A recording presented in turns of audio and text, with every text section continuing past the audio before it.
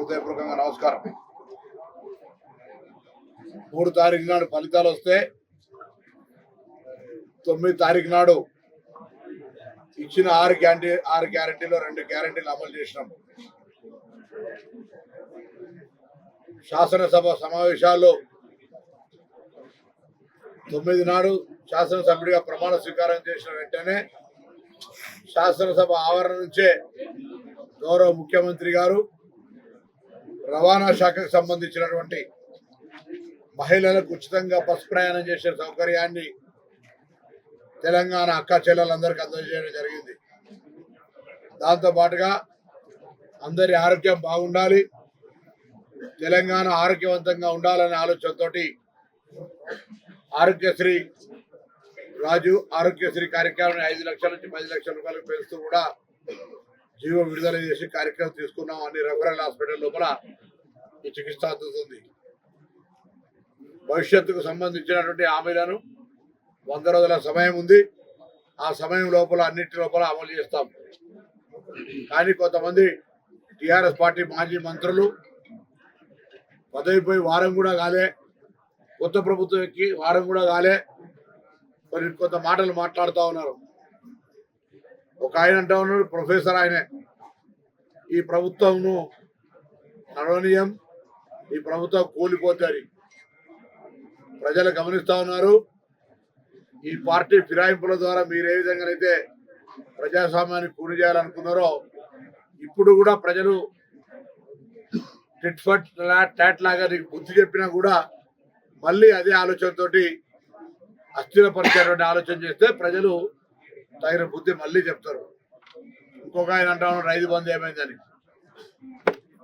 రైతుకు పెట్టుబడి సహకారం అనేటువంటిది టీఆర్ఎస్ పార్టీ ప్రారంభించినప్పటి నుంచి కూడా డిసెంబర్ చివరి వారంలో ఇస్తారు. మొన్న ఒక్కసారి మాత్రం ఎన్నికలు వచ్చినాయని చెప్పి ఎన్నికలకు ముందు ఇచ్చారు. కాబట్టి తప్పకుండా పెట్టుబడి సహకారాన్ని గతంలో ఏ విధంగా ఏ డేట్లలో ఇస్తారో ఆ డేట్లో ప్రకారంగా అందరికి కూడా ఆ కార్యక్రమం జరుగుతుంది. రెండో అంశం, గతం లోపల ఈ నియోజకవర్గం ముఖ్యమంత్రి ప్రాతినిధ్యం వహించిన నియోజకవర్గంలో ఉన్నటువంటి ప్రజలు, రాష్ట్రం అంతా వదిలిపెట్టండి, ఈ నియోజకవర్గంలో ఉన్నటువంటి ప్రజలు కూడా వాళ్ళ సమస్యల్ని వినియోగించుకునేటువంటి పరిస్థితి లేకుండే. ఎన్నన్నా ప్రజల్ని కలిస్తే అది వార్త, ఎన్నన్నా ప్రజలు ప్రగతి భవన్ ఫామ్ హౌస్కి వెళ్తే అదొక న్యూస్. మొన్న మరి ఎర్రవెల్లలో ఎక్కడో చింతమడుకోళ్ళు, అది కూడా ఈ నియోజకవర్గం కాదు, అదే చింతమడుకోళ్ళు వస్తే వాళ్ళకి సంబంధించి కొంచెం వైట్ పేపర్ అడిగినాము. యాక్చువల్గా ఏం జరుగుతోంది,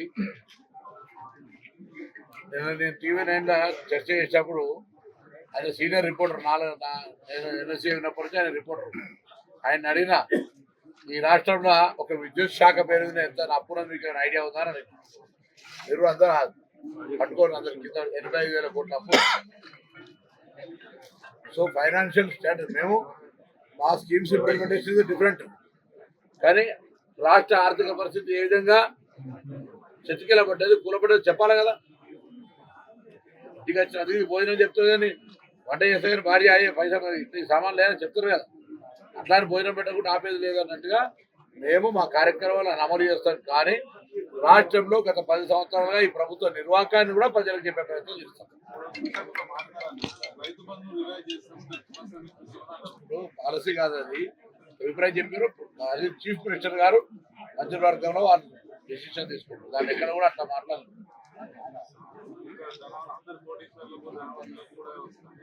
మీరు చాలా మంది మీరే అంటారు, పబ్లికే అంటారు ఆ మాట. అందరికి ఎందుకు ఇస్తారు, చిన్న సన్నకారు రైతులకి ఇరని పబ్లిక్ డిమాండ్ ఉంది. మంత్రి గారు, ఇరిగేషన్ సంబంధించి ఈ రోజే ఆ సంబంధిత శాఖ మంత్రి పెద్దలు ఉత్తమ్ కుమార్ రెడ్డి గారు సమీక్ష నిర్వహిస్తా ఉన్నారు. నేను కూడా సిద్దిపేట జిల్లాకు సంబంధించి అది గౌరవెల్లి కావచ్చు, గండిపల్లి కావచ్చు, లేదా ఇక్కడ మల్లన్న సాగర్, వేమలగట్ట, లేదా కొండపోచమ్మ కావచ్చు, పునరావాసము, తద్వారా రైతాంగానికి నీళ్ళు అందించడానికి కాలువలు తవ్వలేదు.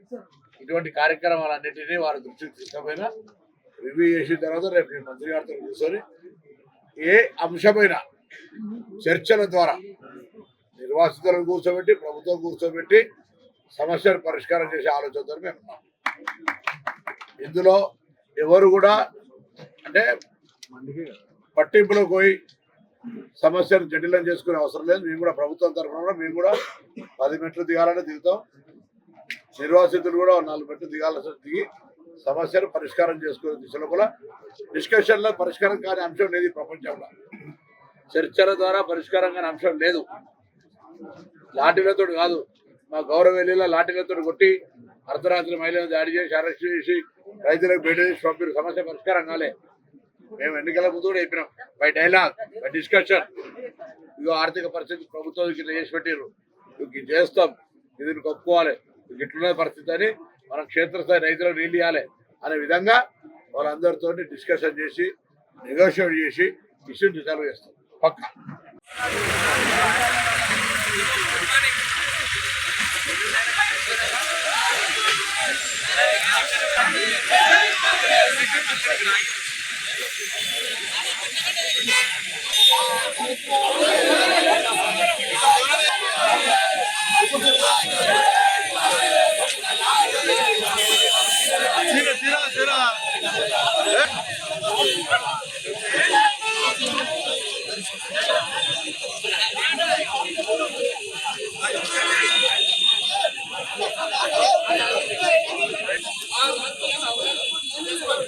అన్నా అన్నా